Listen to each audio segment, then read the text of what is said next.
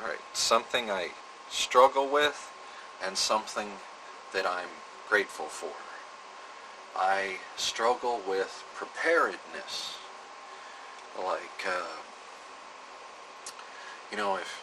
if you live in a bomb shelter and your air is filtered and you got the generators and you got the water and you got the 100 years worth of MREs and you don't even get me started on the new space age ones. But like, well, the moment you go out to visit your mom, if the shit happens then you're hosed.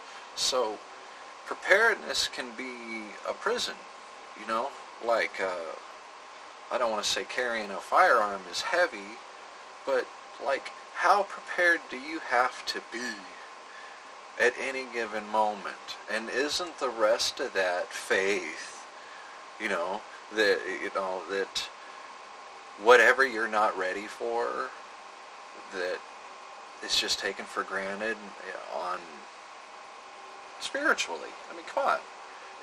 I mean Christian way, but like, to leave your house means you have to be prepared to be hit by a meteorite or swarmed by some killer insect or whatever. But how prepared are you supposed to be? Like, are you prepared for the end of the world? Are you prepared for 3 days of electricity going out? Are you prepared for wild animal attacks? Are you prepared for sunburn? Do you have enough aloe? do you have water? Do you have food? Like, how? And I really do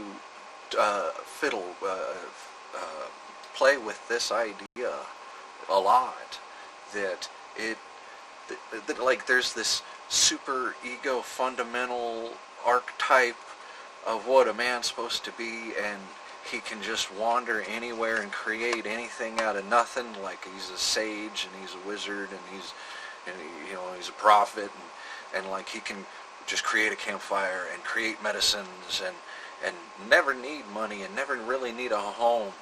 But like, come on now, how am I going to provide for a family like that? Am I ready? I'm sure, whatever. But okay, so how prepared are you supposed to be? And I guess that goes to that idea of perfection. I think you're supposed to be just a little bit more prepared today than you were yesterday, and try to be a little bit more prepared tomorrow when you get there, because the rest of it is in God's hands. But don't be a bum, don't be a sloth, okay? And the thing that I'm grateful for is growth. I'm very grateful for growth because, life finds a way, and, busted things mend, and living things chase the light, and, a thing that's hungry will show you its true nature, and we're made to grow. We grow. We grow up and then we grow towards death, but our whole life we grow. We grow in wisdom and knowledge, and then we grow insane, but we grow. And I think that the only thing constant in the universe is change, and that is the answer to this insanity of finality, the ridiculousness of absolute. There are no straight lines in nature, and all of energy and reality is influenced by observation. That things are energy, or their mass, or they're this or they're that, based off of whether or not there's somebody there to observe the damn thing. Okay, I lost my train of thought. Growth.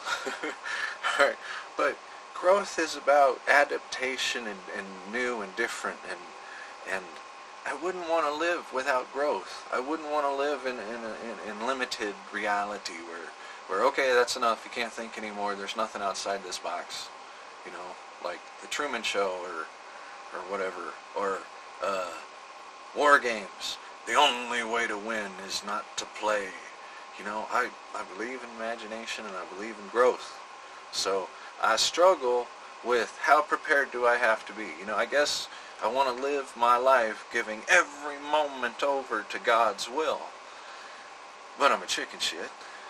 And I want to perpetually grow, and I want to witness and be grateful for all the growth around me. Thank you. I love you.